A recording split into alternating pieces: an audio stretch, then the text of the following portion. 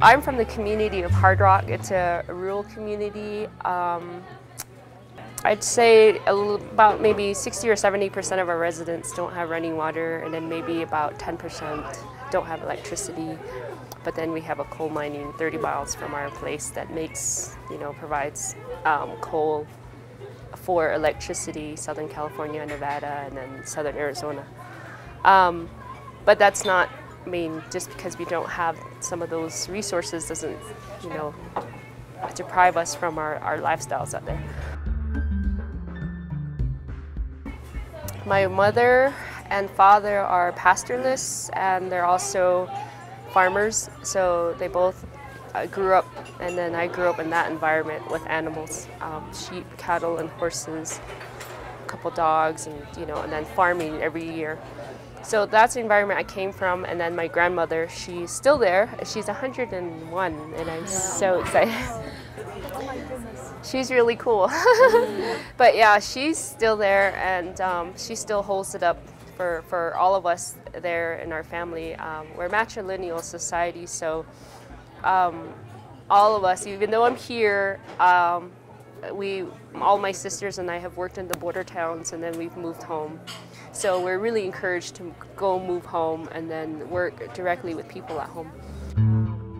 I actually went to Northern Arizona University here thinking that, all right, maybe I'll be a business major, or maybe I'll be a health educator or something.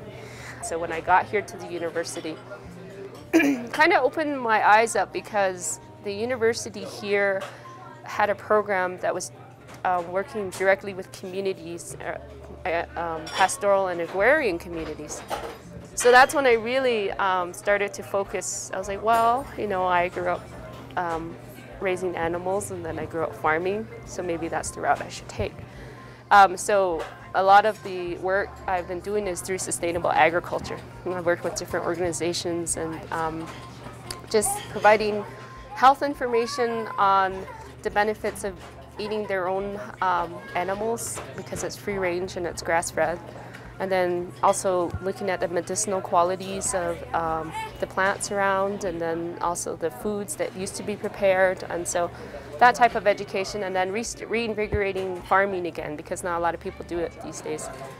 And it's really hard, because I'm the only young female that's actually in the sustainable agriculture realm, and I work with a lot of men, and but they highly respect who I am as a person and where I come from, especially when I bring my parents along, because I have that parent support, family support.